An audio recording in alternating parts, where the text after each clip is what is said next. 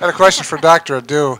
My wife wasn't able to get enough stem cells drawn for 2 transplants. If she has 1 transplant, can they draw a second group of stem cells?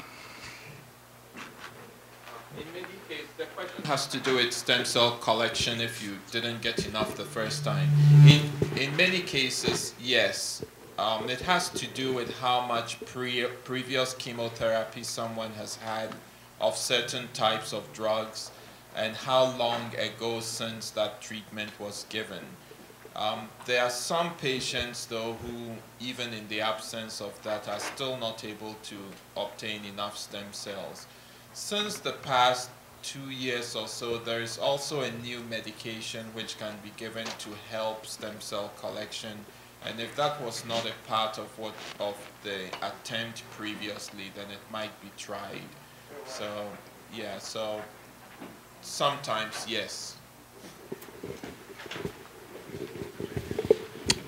Dr. Judy.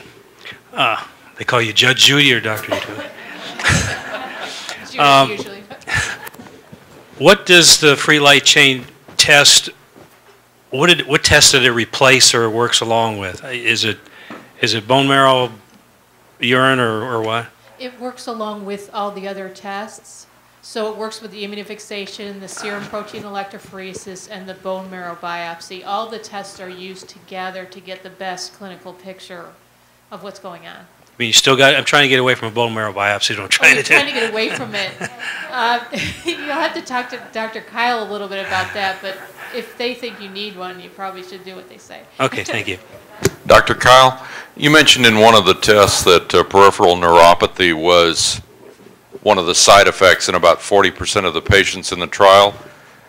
How does that compare to peripheral neuropathy just in the normal treatments with Revlimid and the other? Well, peripheral neuropathy, the question is how does the frequency of peripheral neuropathy occur with other drugs? The drug that I mentioned that has the high high prevalence of peripheral neuropathy is Velcade or bortezomib. Thalidomide also has a high percentage of developing peripheral neuropathy. The neuropathies in the 2 different diseases are different. With the Velcade, the patients will complain of severe pain and burning, and in those patients, narcotics are sometimes necessary to control the pain. But the good thing is that severe pain abates, and the patient is usually left with some residual peripheral neuropathy. With thalidomide, the peripheral neuropathy is more long-lasting. And the most practical point is that if you as a patient develop numbness, tingling, pain, burning of your, generally the feet more than the hands, be sure and tell your doctor right away, because he or she will want to reduce or perhaps even discontinue the drug at that point in time.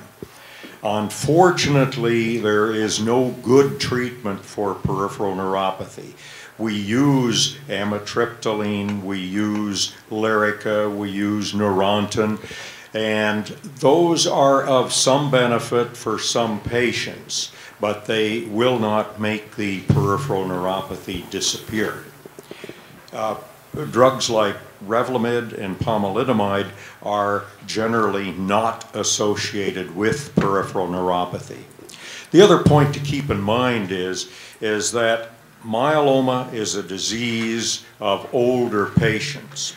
Older patients, not infrequently, will have what we call subclinical peripheral neuropathy.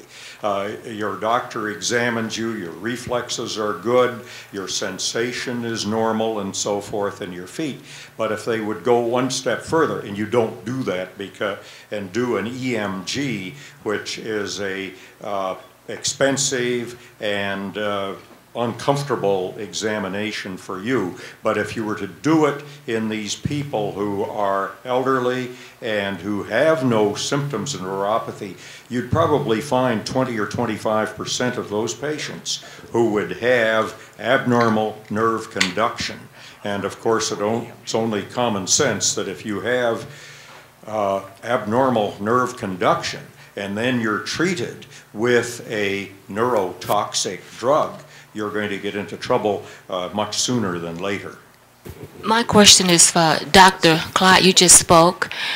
You said the multiple myeloma is common in older people. So what age? I mean, are you talking about past 50 or, I mean? Yeah, well, first of all, 98% of patients are above the age of 40.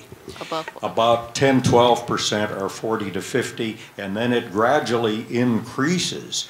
And in the 80s, the incidence of myeloma is about 10 times greater than the average instance. So this is one thing. The older you are, the quote, higher the risk. But again, keep in mind that myeloma is an uncommon disease. Only 5 new cases per 100,000 population, 50 per million each year. So it's, and also another point to put it in perspective. When you see an oncologist who sees all types of malignant disease, only 1 of every 100 patients who walks in his or her door has multiple myeloma. So in the big picture, myeloma is an uncommon malignancy. Is it generic? Gene? That's a very good point. There is a definite genetic effect. And in short, we have looked at both monoclonal gammopathy of undetermined significance, MGUS or MUGUS, and multiple myeloma.